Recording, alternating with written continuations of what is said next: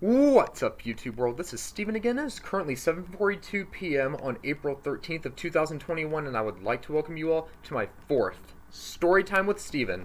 And this is going to be another one of my stories where I tried to get into a relationship with someone. So, without further ado, let's just go ahead and jump right into it.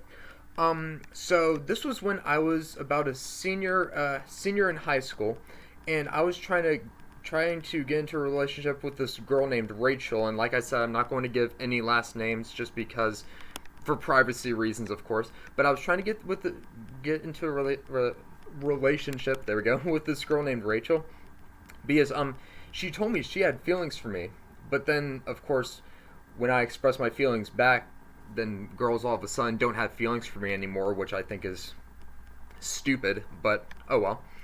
And she decided that she had feelings for this other guy on the track team, and his name was Glenn. And FYI, I absolutely hated him, and I still hate him to this day, by the way. And and she knew I did too. I think she tried to do that to make me jealous or something. It worked, but we'll get to that in a minute. So this was during the district track meet.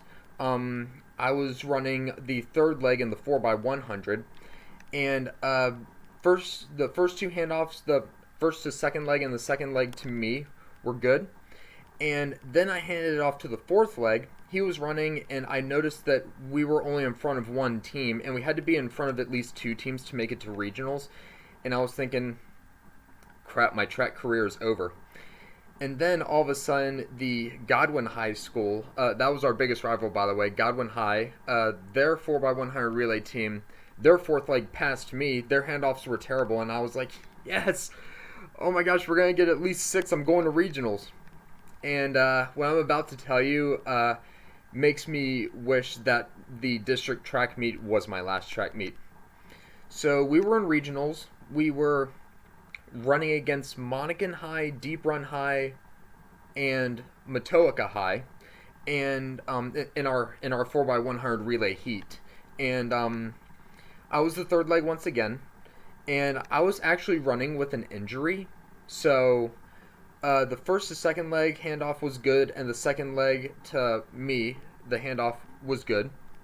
And then I was running the third leg in the 4x100, and the fourth leg took off really fast and a little early, and I was getting really nervous because we were halfway through the exchange zone at the time, and I wasn't anywhere near him. So I had to yell at him to slow down like 3 times, and then I said stick, and I handed it to him, and we were out of the exchange zone. So my last race of my high school track career, unfortunately ended in a disqualification, and I was just so upset about that. And what I'm gonna get to in a minute made me even more upset. So my last race of my track career, high school track career, ended in a disqualification, unfortunately. And I just didn't say a word to anyone. I wanted to pack up my duffel bag, get my shit, and get out. That's what I wanted to do. So when I got home, I got on AOL Instant Messenger, or AIM, because AIM was like the big thing back in the late 2000s and early 2010s, like 2010 or 2011. And I noticed Rachel was online, and I noticed that she was also at the regional track meet with Glenn. Neither of them were running in anything, but they wanted to see how the Freeman team would do. And I noticed they were hanging out a lot together.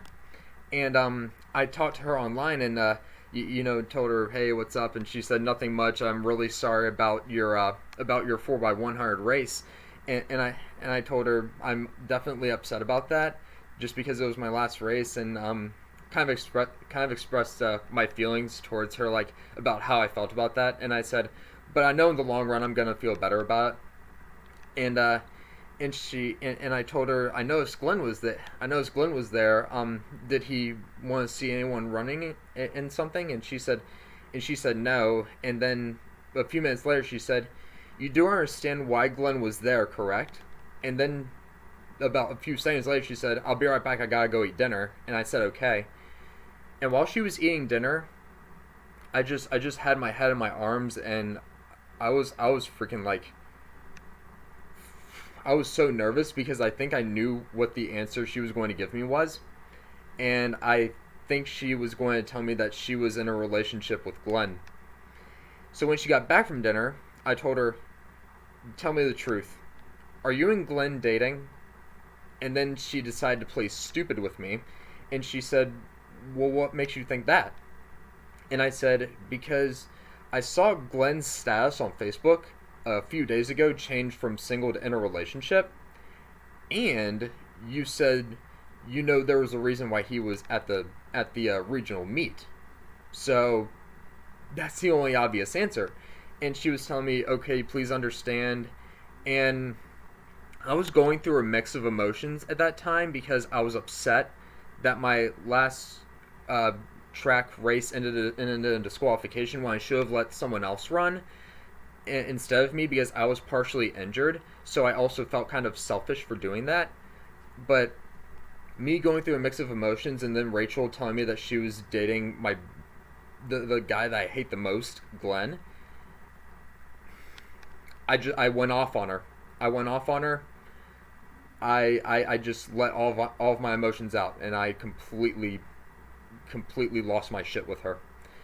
And she was crying, I was crying, and do I feel bad that I went off on her? Yes and no. Yes, because of who she was dating, but no because, no because of who she was dating, but yes because I still had feelings for her.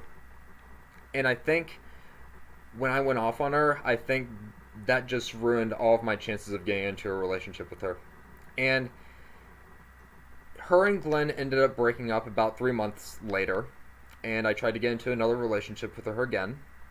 And she kept telling me she was busy, or she had something to do, or she had to do her homework, or some lame ass excuse. And then 2.5 years later, I really tried to get into a relationship with her, and then she said she asked someone out to homecoming, and she said yes. And I was like, I was being really sarcastic with her and kind of an asshole to her again. And I was just like, date whoever the fuck you want. I don't care anymore. I really don't. Her and I stopped talking to each other to the point where I even stopped looking at her. She would look at me, but I would never look back at her.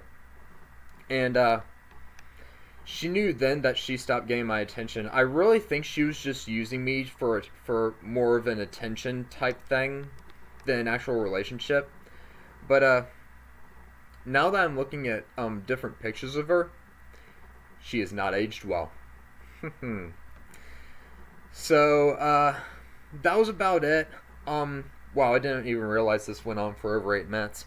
But yeah, I wanted to do something quick because I knew a lot of my shows are coming on later. So I wanted to do a really quick story time with Stephen. And hit me up in the comment section below and let me know what you guys thought. I will probably have another story time with Stephen sometime next month. Hopefully a better one.